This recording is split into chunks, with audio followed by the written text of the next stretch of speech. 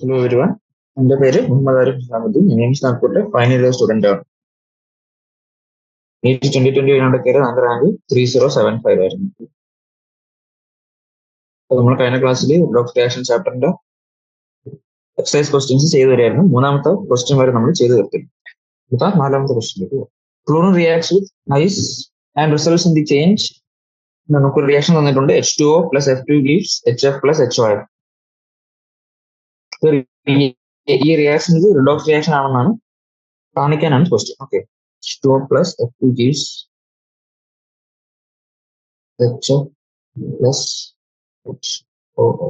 ഓരോന്നിന്റെ oxygen state നമുക്ക് എഴുതാം. ഹൈഡ്രജന്റെ +1, ഓക്സിജന്റെ -2, ക്ലോറിൻ 0 എലമെന്റ് സ്റ്റേറ്റ് നിൽക്കുന്നു. HF ഇവിടെ ഹൈഡ്രജന്റെ +1, ക്ലോറിന്റെ -1, പിന്നെ ഇവിടെ ഹൈഡ്രജന്റെ കൂടെ +1 -2, ക്ലോറിന്റെ എപ്പോഴും -1 ആയിരിക്കും.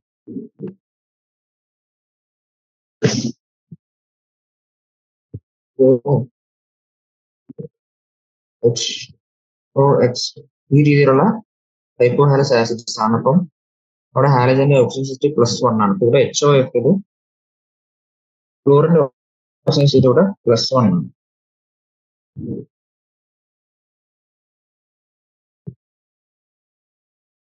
+1 ഓക്സിജൻ ഇവിടെ -2. ഇങ്ങനെയാണ് ഓക്സിജൻ സ്റ്റേറ്റ് വരിക.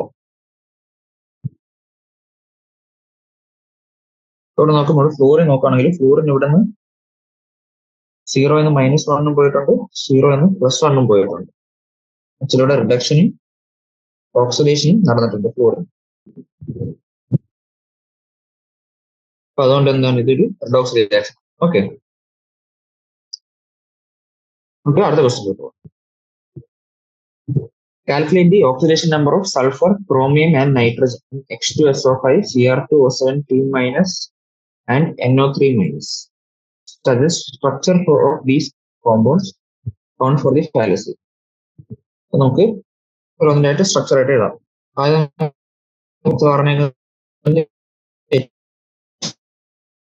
H2SO5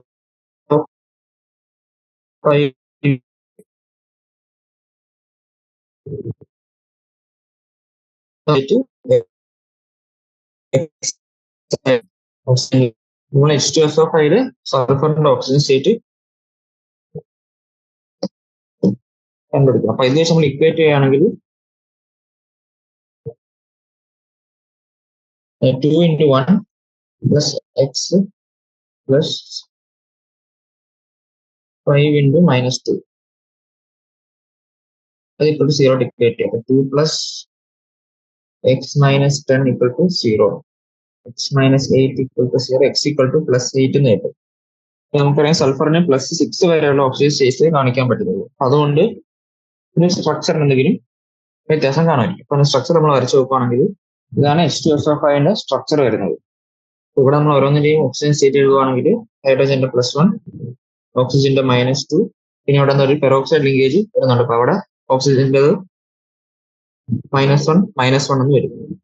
ഇനി ഹൈഡ്രജന്റെ ഇവിടെ ഇത് +1 വരും. എന്നിട്ട് നമ്മൾ ഇത് വെച്ച് ഇക്വേറ്റ് ചെയ്യാം. അപ്പൊ എല്ലാത്തിന്റെയും കൂടെ ഓക്സിജൻ സ്റ്റേറ്റ് സമ്മ നമ്മൾ 0 ആയിട്ട് എടുക്കും, സൾഫറിന്റെ x ആയിട്ട് എടുക്കും. അപ്പൊ അങ്ങനെ വരുവാണെങ്കിൽ +1 -2 -2 -2 plus x -1 -1 plus 1 equal to 0 എന്ന് വരും.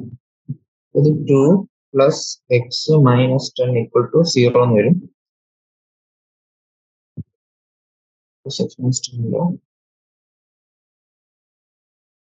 പോസിറ്റീവായിട്ട് +1 ഉണ്ട്, +1 ഉണ്ട്, +2 -2 -4 -6 -8 equal to 0 എന്ന് വരും. x -6 equal to 0 വരും, x equal to +6 വരും. ഇതിനകത്ത് H2SO5 സൾഫറിന്റെ ഓക്സിജൻ സ്റ്റേറ്റ് +6 ആണ്. ഓക്കെ, അടുത്ത നമുക്ക് തന്നേക്കുന്നത് Cr2O7 2-, അതായത് ക്രോമിയത്തിന്റെ ഓക്സിജൻ സ്റ്റേറ്റ് കണ്ടുപിടിക്കാൻ പറ്റും. ഇവിടെ ക്രോമിയത്തിന്റെ ഓക്സിജൻ സ്റ്റേറ്റ് x ആയിട്ട് എടുക്കുക, ഓക്സിജന്റെ -2 ആണ്. ഇത് അയോൺ ആയതുകൊണ്ട് ടോട്ടൽ ചാർജ് -2 ആണ്. അപ്പൊ അത് നമ്മൾ എടുക്കുക. അപ്പം 2 × x plus 7 × -2 അത് equal to -2 വരും. ന്യൂട്രൽ മോളിക്യൂൾ ഇല്ലാത്തതാണ് ടോട്ടൽ ചാർജിന് സമം അയോണിന്റെ ചാർജിന് വരും. അത് -2 ആണ്. Okay, 2x minus 14 equal to -2 എന്ന് വരും. 2x ഈക്വൽ ടു 14 മൈനസ് 2 12 എന്ന് വരും. x ഈക്വൽ ടു 12/2 6 എന്ന് വരും. ഇതിനകത്തുള്ള ഓരോ ക്രോമിയത്തിന്റെ ഓക്സിജൻ സ്റ്റേറ്റ് എന്ന് പറയുന്നത് +6 ആണ്. ഓക്കെ, നമ്മൾ സ്ട്രക്ചർ വരയ്ക്കുകയാണെങ്കിൽ Cr2 മേസൺ സ്ട്രക്ചർ, ക്രോമിയം, ഇങ്ങനെയാണ് ഇതിന്റെ സ്ട്രക്ചർ. ഓക്കെ, Cr2 അടുത്ത മോളിക്യൂൾ തന്നേക്കുന്നത് NO3-. NO3- ഇത് നൈട്രജന്റെ ഓക്സിജൻ സ്റ്റേറ്റ് കണ്ടുപിടിക്കും. അത് നമ്മൾ എക്സ് ആയിട്ട് എടുക്കുന്നു. സോ ഓക്സിജന്റെ -2 ആണ്. എന്താണ് എക്സ് പ്ലസ് 3 × -2 ഈക്വൽ ടു എന്താണ് അയണിന്റെ charge -1. Okay, x - 6 equal to -1, x equal to +5. നൈട്രജന് +5 ഓക്സിജൻ സ്റ്റേറ്റ് ഉണ്ട്. അപ്പം NO3- സ്ട്രക്ചർ വരയ്ക്കുകയാണെങ്കിൽ നൈട്രജൻ ഓക്സിജൻ ഒരു കോർഡിനേറ്റ് ബോർഡ് ഉണ്ട്. ഇങ്ങനെയാണ് NO3- സ്ട്രക്ചർ വരിക. ഓക്കെ,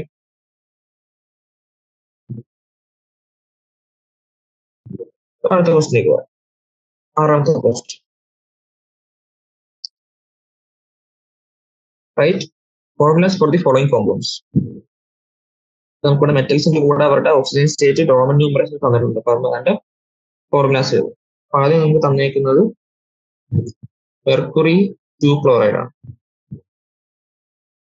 എന്താണ് മെർക്കുറിയുടെ Hg എഴുതുക. ക്ലോറൈഡ് Hg2+ സ്റ്റേറ്റിൽ നിൽക്കണം. അപ്പൊ അതിന് ബാലൻസ് ചെയ്യാൻ വേണ്ടി നമ്മൾ 2 ക്ലോറിൻ ഓക്സിജൻ -1 ആണ്. അപ്പൊ അതിനോട് 2 ക്ലോറിൻ ഇട്ട് കൊടുക്കും. Okay, mercury chloride. അടുത്ത നിക്കൽ 2 സൾഫേറ്റ്. ഇതാണ് നമുക്ക് രണ്ടാമത് തന്നിരിക്കുന്നത്. അപ്പൊ നിക്കൽ ഇടുക.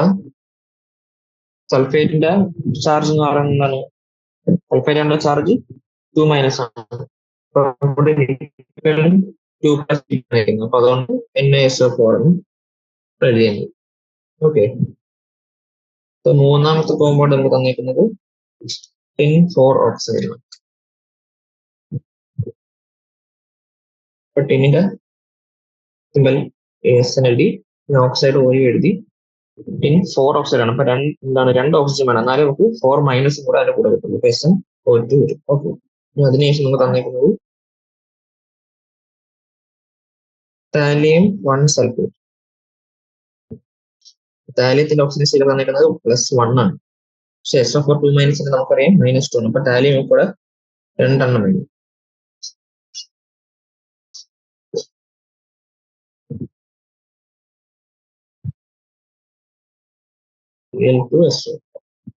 ഓക്കെ, അഞ്ചാമത്തെ നമുക്ക് തന്നേക്കുന്നത് അയൺ 3 സൾഫേറ്റ്.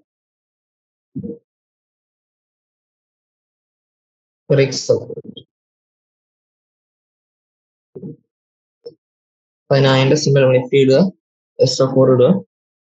രണ്ടുപേരുടെ ഓക്സിജൻ സ്റ്റേറ്റ് നമ്മൾ അങ്ങോട്ട് ഇങ്ങോട്ടും ക്രോസ് ചെയ്യാം. Fe2SO4 thrice.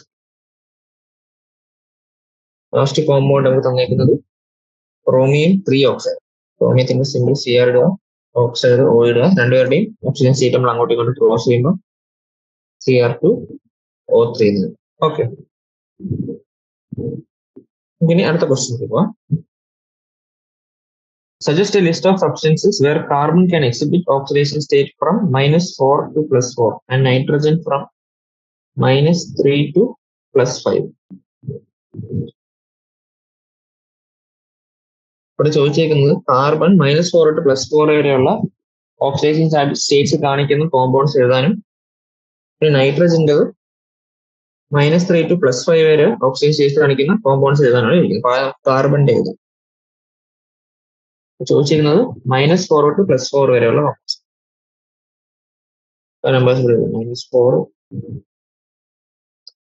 -3, -2, -1, 0, 1, 2, 3, 4. ഇപ്പൊ ഓരോന്നിനും വേണ്ടിയുള്ള കോമ്പൗണ്ട്സ്. -4 ഉള്ളത് CH4 ഉണ്ട്. -3 ഉള്ളത് CH3 CH3 ഉണ്ട്. -2 ഉള്ളത് CH3Cl ഉണ്ട്. -1 ഉള്ളത് CH ട്രിപ്പിൾ ബോണ്ട് CH ഉണ്ട്.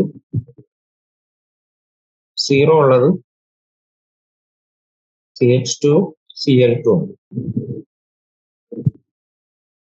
1 ഉള്ളത് C ട്രിപ്പിൾ ബോണ്ട് CCl. 2 ഉള്ളത് CHCl3 ഉണ്ട്, CO ഉണ്ട്.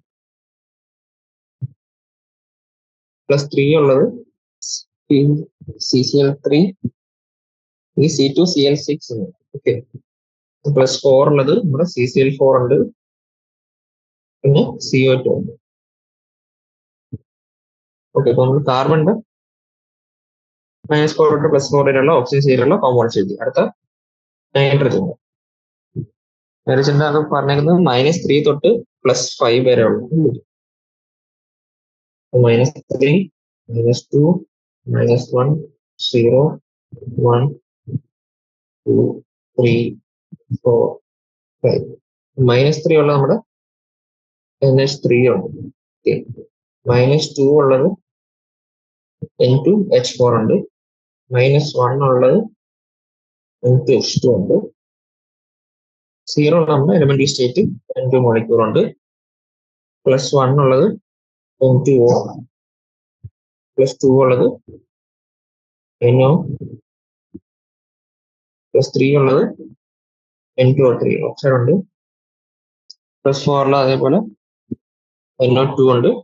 +5 ഉള്ളത് അത് വീണ്ടും ഒരു ഓക്സൈഡ് ആണ്, N2O5. ഓക്കെ. അപ്പൊ നമ്മൾ നൈട്രജനെയും കാർബണിന്റെയും പല ഓക്സിജൻ സീറ്റുള്ള കോമ്പൗണ്ട്സ് ചെയ്യും. ഓക്കെ. അടുത്തത് 8ാമത്തെ ക്വസ്റ്റ്യൻ. ഇപ്പൊ ചെയ്തത് 7ാമത്തെ ക്വസ്റ്റ്യൻ ആണ്. ഓക്കെ. 8ാമത്തെ question. Why sulfur dioxide and hydrogen peroxide can act as oxidizing as well as reducing agents in their reaction? Ozone and nitric acid act only as oxidants.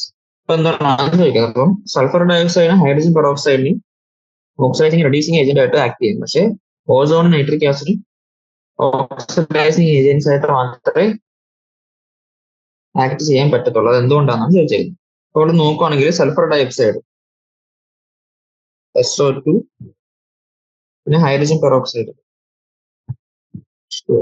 ഇവിടെ നോക്കാം. ഇവിടെ സൾഫറിന്റെ ഓക്സിജൻ സ്റ്റേറ്റ് എന്ന് പറയുന്നത് +4 ആണ്. ഇവിടെ oxygen state എന്ന് പറയുന്നത് -1 ആണ്, H2O2. അപ്പൊ നമ്മൾ നോക്കുക, ഈ രണ്ട് കേസിലും ഇവരുടെ ഓക്സിജൻ സ്റ്റേറ്റ് എന്ന് പറയുന്നത് ഇന്റർമീഡിയറ്റ് ഓക്സിജൻ സ്റ്റേറ്റ് എന്ന് വെച്ചാൽ ഇവർക്ക് ഇനി കൂടുതലും ചെയ്യാം, കുറയുകയും ചെയ്യാം. സൾഫറിന് +6 വരെയും പോകാൻ പറ്റും, അതിന് താഴെയും പോകാൻ പറ്റും.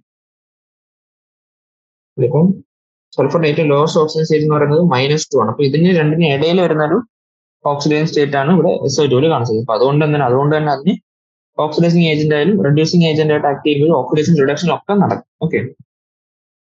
അതേപോലെ തന്നെ H2O2 ഓക്സിജന്റെ ഓക്സിജൻ സ്റ്റേറ്റ് ഇവിടെ എന്താണ്? -1 ആണ് അല്ലേ? അറിയാം, ഓക്സിജന് -2 സ്റ്റേറ്റിലോട്ടും പോവാം. അതേപോലെ തന്നെ +1ഉം +2 സ്റ്റേറ്റും ഒക്കെ കാണിക്കാൻ പറ്റും ഓക്സിജൻ. ഇതും ഒരു ഇന്റർമീഡിയറ്റ് ഓക്സിജൻ സ്റ്റേറ്റ് ആണ്. അപ്പൊ അതിനും ഒരു ഓക്സിഡൈസിങ് ഏജന്റ് റെഡ്യൂസിങ് ഏജന്റ് ആയിട്ട് ആക്ട് ചെയ്യാൻ പറ്റും. പക്ഷെ അതേസമയം നമ്മളിനി ഓസോൺ കൺസിഡർ ചെയ്യാം. ഓസോൺ ആണെങ്കിൽ എലിമെന്ററി സ്റ്റേറ്റ് ആയതുകൊണ്ട് ഓക്സിജൻ സ്റ്റേറ്റ് 0 ആണ്. ഓസോണിന്റെ ഓക്സിജൻ സ്റ്റേറ്റ് നമുക്ക് ഇവിടെ 0 to -2 വരെ പോകാം. അപ്പൊ അതെന്ന് വെച്ചാൽ എന്താണ്, ഇവിടെ ഇനി കുറയാനുള്ള ഓപ്പർച്യൂണിറ്റി ഈ ഓക്സിജനുള്ള ചാൻസ് ഉള്ളൂ. അപ്പൊ കുറയാൻ മാത്രം ചാൻസ് ഉള്ളത് എന്താണ്? റിഡക്ഷൻ മാത്രമേ നമുക്ക് ചാൻസ് ഉള്ളൂ. അപ്പൊ അത് ഓക്സിജൻ ആയിട്ട് മാത്രമേ ആക്ട് ചെയ്യത്തുള്ളൂ. അതേപോലെ തന്നെ നൈട്രിക് ആസിഡ് HNO3 നൈട്രജന്റെ ഓക്സിജൻ സ്റ്റേറ്റ് എന്ന് പറയുന്നത് എന്താണ്? +5 ആണ്.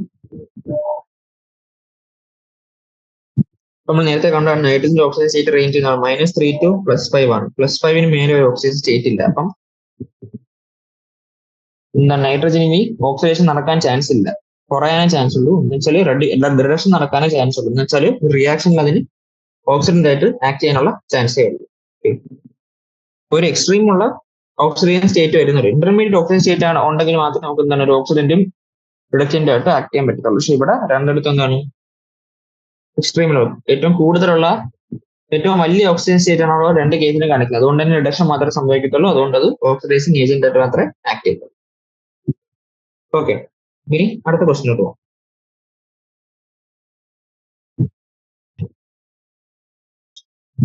അപ്പൊ നമുക്കിവിടെ കുറച്ച് റിയാക്ഷൻസ് നടന്നിട്ടുണ്ട്. ഫസ്റ്റ് റിയാക്ഷൻ തന്നിരിക്കുന്നത് 6CO2 plus 6H2O gives C6H12O6 plus 6O2. രണ്ടാമത്തെ റിയാക്ഷൻ നമുക്ക് തന്നിരിക്കുന്നത് O3 plus H2O gives H2O plus 2O2.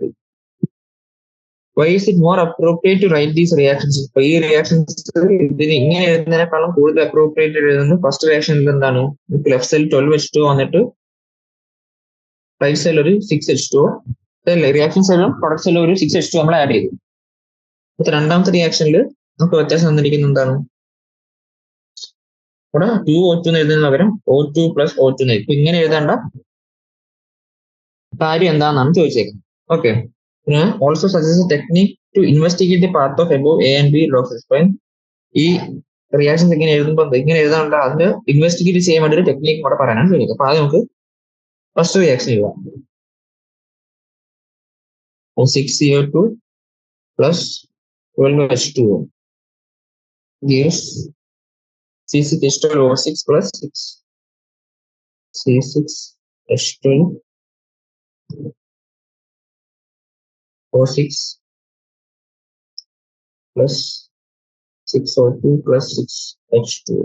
അപ്പൊ ഇത് ഇങ്ങനെ എഴുതാനുള്ള കാരണം ഈ റിയാക്ഷൻ എന്ന് പറയുന്നത് നമ്മുടെ ഫോട്ടോസിന്തസിസിൽ നടക്കുന്ന റിയാക്ഷൻ ആണ്. C6H12O6 ഇവിടെ ഗ്ലൂക്കോസ് ഉണ്ടാക്കുന്നു. ഓക്കെ, ഇവിടെ റൈറ്റ് സൈഡിൽ ഈ 6H2 എഴുതാനുള്ള കാരണം എന്ന് വെച്ചാൽ ഫോട്ടോസിന്തസിസ് റിയാക്ഷനിൽ വാട്ടർ ഒരു പ്രൊഡക്റ്റ് ആയിട്ട് വരുന്നുണ്ട്. ഇവിടെ സംഭവിക്കുന്നതെന്ന് വെച്ചാൽ ഇവിടെ ഈ വാട്ടറിന്റെ ബ്രേക്ക് ഡൗൺ നടക്കും. നമ്മളിവിടെ 2H2 എടുക്കുന്നു. 2H2 എന്ത് പറ്റുന്നു? 2H2 പ്ലസ് O2 ഗ്യാസ് ആയിട്ട് മാറുന്നു. ഓക്കെ, 12H2 കൊണ്ട് നമ്മൾ 2H2 എടുത്തപ്പോൾ അത് 6 പ്രാവശ്യം നടക്കുന്നു. അത് അതേപോലെ 6 മോളിക്യൂൾസ് നടക്കുന്നുണ്ട്. പിന്നെ അതല്ല ഈ ഇവിടെ ഉണ്ടായ ഈ H2 എന്താണ് നമ്മുടെ CO2 ആയിട്ട് കമ്പൈൻ ചെയ്യും. അപ്പൊ 6CO2 മൊത്തത്തിൽ ഇവിടെ 12 മോളിക്യൂൾ വാട്ടർ റിയാക്ട് ചെയ്യുമ്പോൾ അവിടെ 6 മോളിക്യൂൾ 12 മോളിക്യൂൾ വാട്ടർ റിയാക്ട് ചെയ്യുമ്പോൾ അവിടെ 12 മോളിക്യൂൾ H2 ഇവിടെ പ്രൊഡ്യൂസ് ചെയ്യും. ആ 12 H2 ആയിട്ട് ഇത് റിയാക്ട് ചെയ്ത് എന്ത് പറ്റും? അത് നമുക്ക് C6H12O6 ഗ്ലൂക്കോസും 6 വാട്ടറും തരും. അപ്പൊ നമ്മൾ നോക്കാം നമുക്കിവിടെ പ്രൊഡക്ട്സ് കിട്ടിയ ഏതൊക്കെയാണ്. ഇവിടെ ആദ്യത്തെ റിയാക്ഷനിൽ ഒരു O2 കിട്ടി, 6 പ്രാവശ്യം നടക്കുന്നുണ്ട് 6 O2 കിട്ടി അവിടെ. പിന്നെ നമ്മുടെ C6H12O6 കിട്ടി, ഈ വാട്ടറും കിട്ടി. ഓക്കെ, അപ്പൊ നമ്മൾ റിയാക്ഷനിൽ ആദ്യം പങ്കെടുത്ത വാട്ടർ എന്താവുന്നത് H2 plus O2 ആവുന്നു. ഇല്ല, അപ്പൊ ഈ ആദ്യ റിയാക്ഷനിൽ പങ്കെടുത്ത ഈ വാട്ടർ മൊത്തം എന്താവുന്നു അതിനകത്തുള്ള ഓക്സിജൻ മൊത്തം ഇവിടെ ഈ ഫസ്റ്റ് സ്റ്റെപ്പിൽ O2 ആയിട്ട് റിലീസ് ആവുന്നുണ്ട്. ഓക്കെ അല്ലേ? പിന്നെ ഈ കാർബൺ ഡയോക്സൈഡിൽ നിന്ന് വരുന്ന ഓക്സിജൻ അതാണ് നമുക്ക് ഇവിടെ രണ്ടാമത്തെ പ്രൊഡക്റ്റിൽ വരുന്ന H2 ഉണ്ടാകുന്ന കാർബൺ ഡയോക്സൈഡ് എന്നുള്ള ഓക്സിജൻ ആണ്. ഓക്കെ, നമ്മൾ ഇത് എങ്ങനെ പ്രൂവ് ചെയ്യാം? നമുക്ക് CO2 H2 കൂടെ കമ്പൈൻ ചെയ്യുന്ന റിയാക്ഷനിൽ ഈ H2 പകരം നമ്മളിവിടെ H2 ഓക്സിജൻ എന്ന് പറയുന്നത് O18 ഐസോമർ എടുക്കാം. O18 ഐസോമർ എടുത്താൽ എന്ത് പറ്റും? നമുക്കിവിടെ ആ O18 കിട്ടുന്നത് നമുക്ക് ഈ പ്രൊഡക്റ്റ് സൈഡിലുള്ള ഓക്സിജനിൽ മാത്രമായിരിക്കും. ഈ വാട്ടറിൽ നമുക്ക് ആ O18 കിട്ടത്തില്ല. അപ്പം O18 ഐസോമർ എടുക്കുന്നതിലൂടെ നമുക്ക് ആ പാത്വേ നമുക്ക് ട്രാക്ക് ചെയ്യാൻ പറ്റും. ഓക്കെ, അടുത്ത അവിടെ തന്നേക്കുന്ന രണ്ടാമത്തെ reaction O3 plus H2O2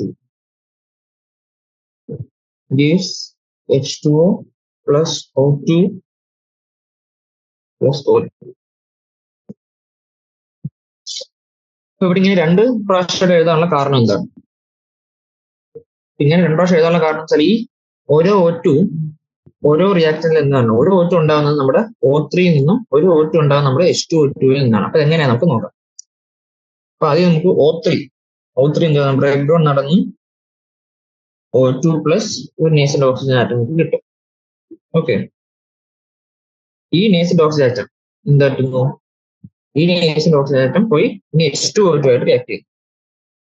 H2O2 ആയിട്ട് നമ്മുടെ ഈ ഓക്സിജൻ റിയാക്ട് ചെയ്യുമ്പോൾ നമുക്ക് H2Oയും O2 കിട്ടുന്നു.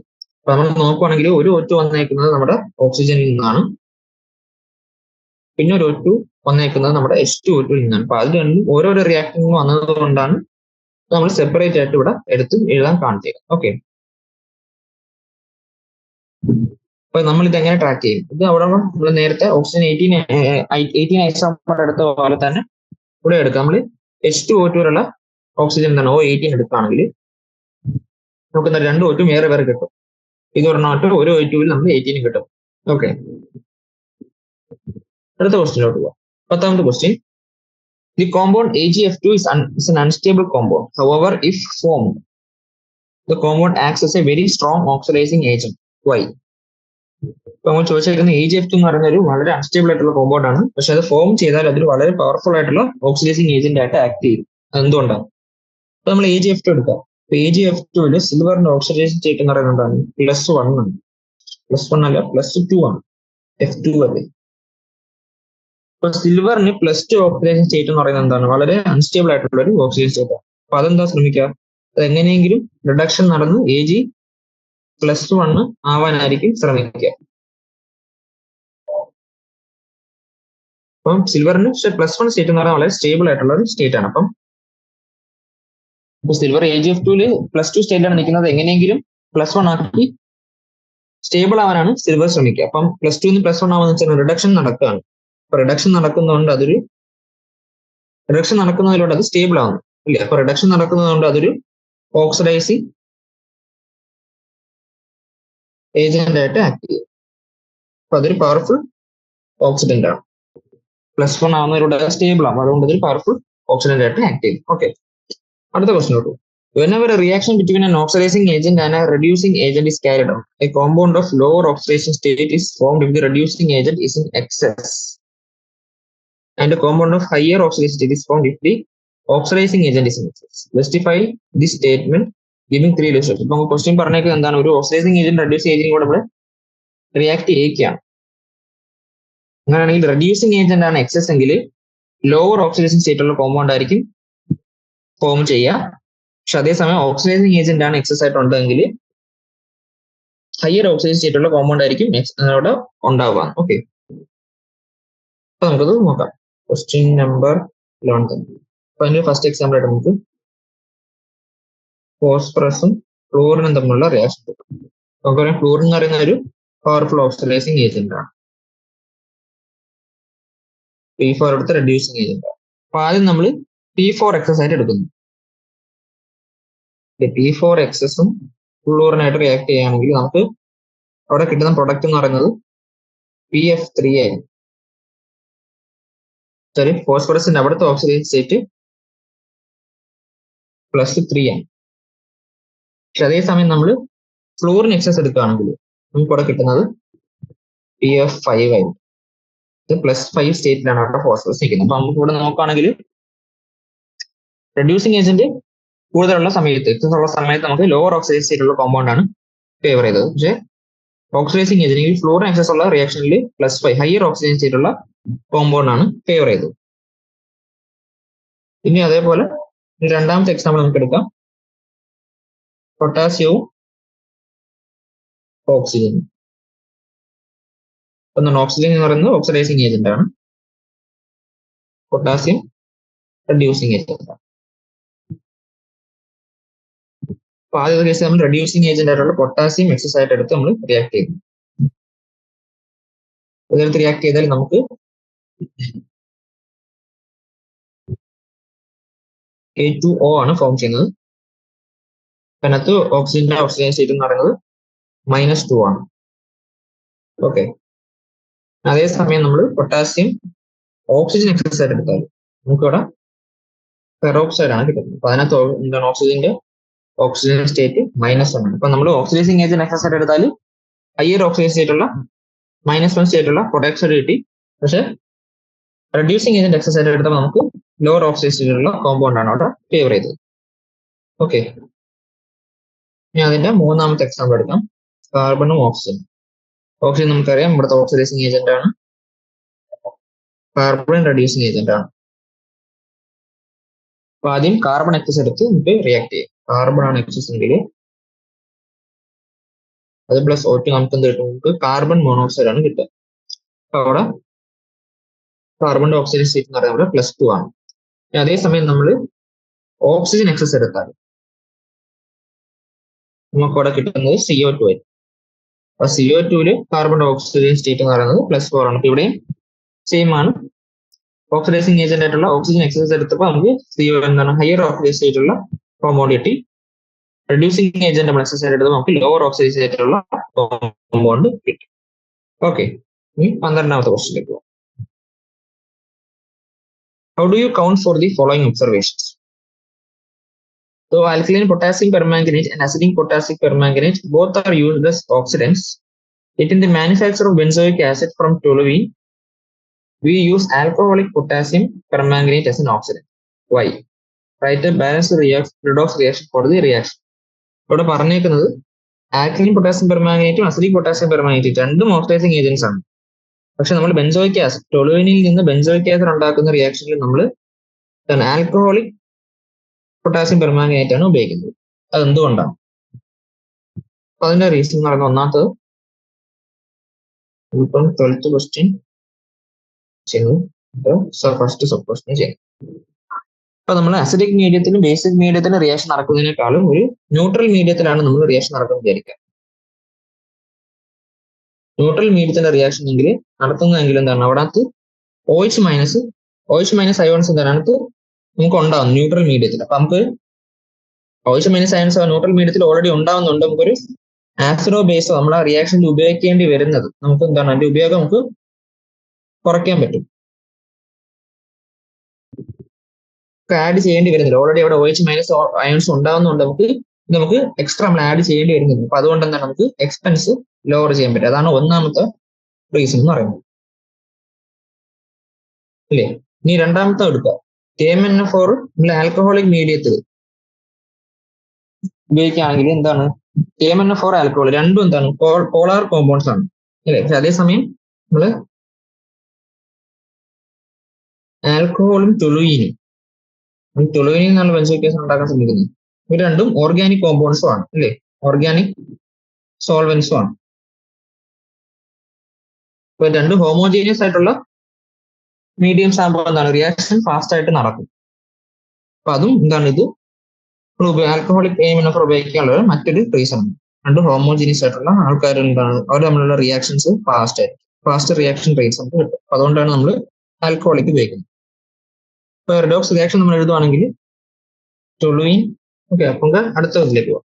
When concentrated sulfuric acid is added to an inorganic mixture containing chloride, we get colorless, pungent smelling gas HCl. But if the mixture contains bromide, then we get red vapor of bromine. അപ്പൊ നമ്മൾ എന്താണ് inorganic mixer contain chloride ഉള്ള ഒരു മിക്സറിലേക്ക് നമ്മൾ sulphuric acid ഇട്ടാൽ നമുക്ക് HCl കിട്ടും. പക്ഷെ ആ മിക്സറിൽ ബ്രോമിൻ ഉണ്ടെങ്കിൽ നമുക്ക് എന്താണ് ബ്രോമിന്റെ റെഡ് വേപ്പേഴ്സ് ആയിരിക്കും കിട്ടുക എന്നാണ് പറയുന്നത്. അത് എന്തുകൊണ്ടെന്ന് വെച്ചാൽ നമ്മള് ബ്രോമൈഡ് ആയിട്ടുള്ള മിക്സറിൽ അതിലേക്ക് നമ്മൾ H2SO4 ആഡ് ചെയ്യാം. H2SO4 ഈ ബ്രോമൈഡ് റിയാക്ട് ചെയ്ത് നമുക്ക് ഇവിടെ നമുക്ക് HBr കിട്ടും. HBr എന്ന് പറയുന്നത് ഒരു സ്ട്രോങ് റെഡ്യൂസിങ് ഏജന്റ് ആണ്.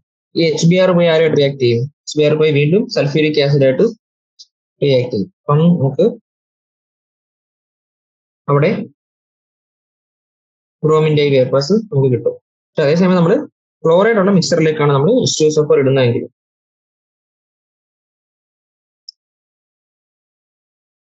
ക്ലോറൈഡ് ആണുള്ള മിക്സറിലേക്കാണ് ഇടുന്നതെങ്കിൽ നമുക്ക് അവിടെ HCl ഗ്യാസ് അവിടെ നമുക്ക് അവിടെ ഇവോൾവ് ചെയ്യും. HCl എന്ന് പറയുന്നത് ഒരു വീക്ക് റെഡ്യൂസിങ് ഏജന്റ് ആണ്.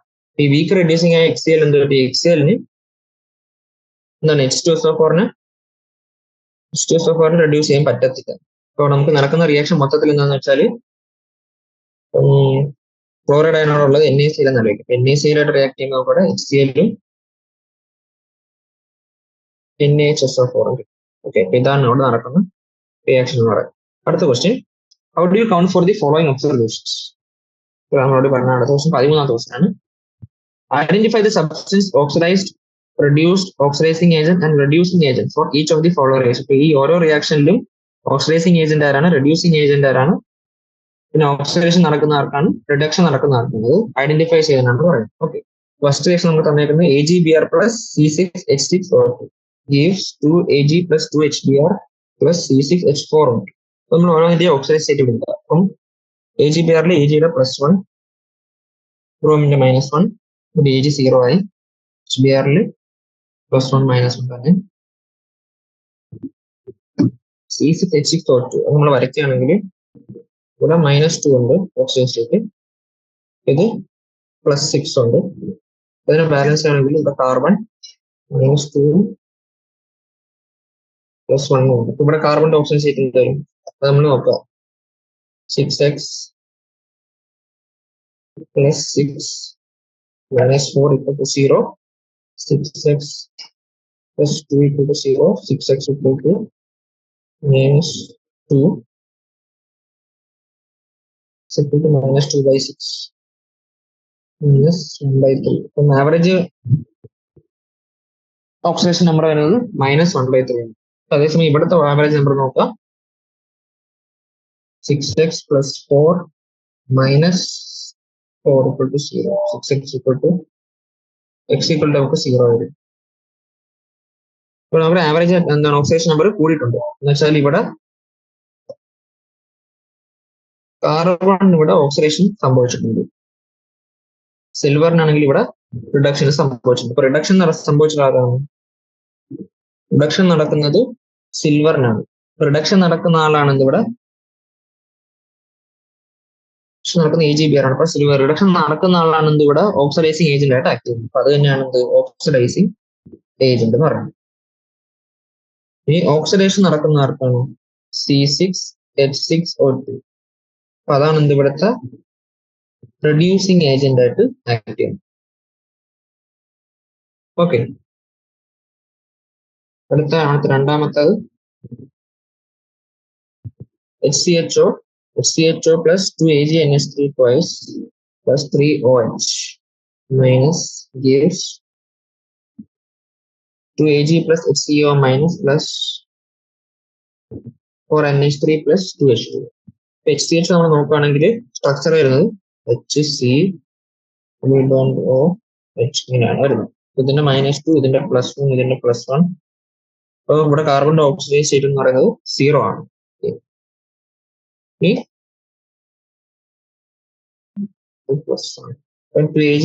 twice plus. ഇതിനകത്ത് സിൽവറിന്റെ ഓക്സിജൻ സ്റ്റേറ്റ് എന്ന് പറയുന്നത് +1 ആണ്. ഓക്കെ, ഇവിടെ വരുമ്പോൾ സിൽവറിന്റെ ഓക്സിജൻ സ്റ്റേറ്റ് 0 ആയി. HCO മൈനസ് എന്ന് പറയുന്നത് ഇങ്ങനെയാണ് വരിക. സ്ട്രക്ചർ വരച്ചാൽ HC _O-. ഇവിടെ -2 ഉണ്ട്,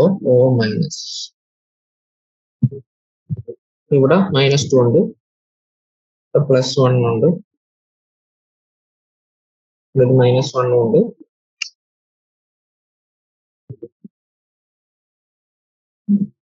ഇവിടെ കാർബൺ +3 സ്റ്റേറ്റ് ആണ് നോക്കുക. +3 സ്റ്റേറ്റ് ആണ് അത്, +3 സ്റ്റേറ്റ് അല്ല. ഈ -1നെ അത് ഈ -1നെ ബാലൻസ് ചെയ്യാൻ ഒരു +1 ഇവിടെ വേണം. ഈ -2നെ ബാലൻസ് ചെയ്യാൻ ഒരു +2 വേണം. ഇവിടെ +1നെ ബാലൻസ് ചെയ്യാൻ ഒരു -1 വേണം. അപ്പോൾ മൊത്തത്തിൽ സമം എടുത്താൽ ഇവിടെ +2 സ്റ്റേറ്റിലാണ് ഉള്ളത്. ഓക്കെ, അപ്പൊ ഇവിടെ കാർബണിന്റെ ഓക്സിജൻ സ്റ്റേറ്റ് എന്ന് പറയുന്നത് +2 ആണ്. പിന്നെ നമ്മൾ നോക്കുക, ഇവിടെ കാർബണിന് ഇവിടെ ഓക്സിഡേഷൻ സംഭവിച്ചിട്ടുണ്ട്, സിൽവറിന് ഇവിടെ റിഡക്ഷൻ സംഭവിച്ചിട്ടുണ്ട്. ഇവിടെ ഓക്സിഡേഷൻ നടന്നിട്ടുള്ളത് ആർക്കാണ്? HCHOക്കാണ്. അപ്പൊ അതുകൊണ്ട് തന്നെ അത് റെഡ്യൂസിങ് ഏജന്റ് ആണ്, റിഡക്റ്റന്റ് ആണ്. ഈ റിഡക്ഷൻ നടന്നിട്ടുള്ള ആർക്കാണ്? AgNH3 ആണ്. അപ്പൊ അതാണ് ഇവിടുത്തെ ഓക്സിഡന്റ് അല്ലെങ്കിൽ ഓക്സിഡൈസിങ് ഏജന്റ് ഉണ്ട്. ഓക്കെ,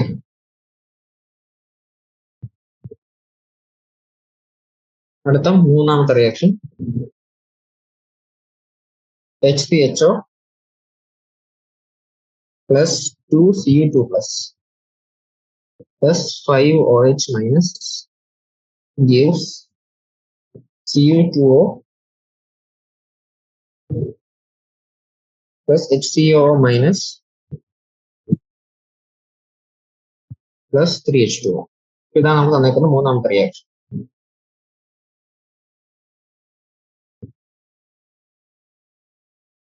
HCHO നമ്മൾ ഓൾറെഡി ഓക്സിജൻ നേരത്തെ പറഞ്ഞാണ്, കാർബൺ ഓക്സിജൻ സ്റ്റേറ്റ് 0 ആണ്.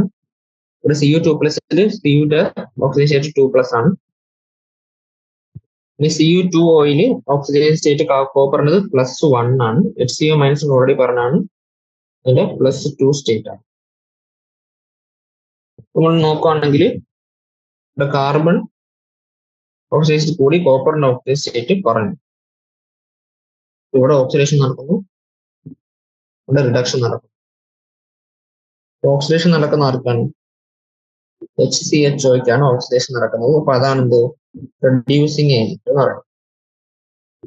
ഇനി റിഡക്ഷൻ നടക്കുന്നത് ആർക്കാണ്? Cu2+ ഉണ്ട്. അപ്പൊ അതാണ് എന്ത് ഇവിടുത്തെ ഓക്സിഡൈസിങ് ഏജന്റ് എന്ന് പറയുന്നത്. ഓക്കെ, അടുത്ത് നോക്കാം. നാലാമത്തെ N2H4 plus 2H2O gives എന്ത് N2 plus 4H2O. Oxygen state എഴുതുമ്പോൾ ഇതിൻ്റെ കൂടെ ഓക്സിജൻ സ്റ്റേറ്റ് നോക്കൂ, -2 വരും. ഓക്സിജൻ സ്റ്റേറ്റ് ഇവിടെ -1 ആണ്. നൈട്രോജന്റെ 0 ആണ്. ഇവിടെ ഓക്സിജന്റെ -2 ആണ്. നോക്കുകയാണെങ്കിൽ ഇവിടെ നൈട്രോജൻ ഓക്സിഡേഷൻ നടന്നിട്ടുണ്ട്, ഓക്സിജന് റിഡക്ഷൻ നടന്നിട്ടുണ്ട്. ഇവിടെ ഓക്സിഡേഷൻ നടക്കുന്നത് N2H4 അപ്പൊ അതാണ് ഇവിടുത്തെ റെഡ്യൂസിങ് ഏജന്റ്.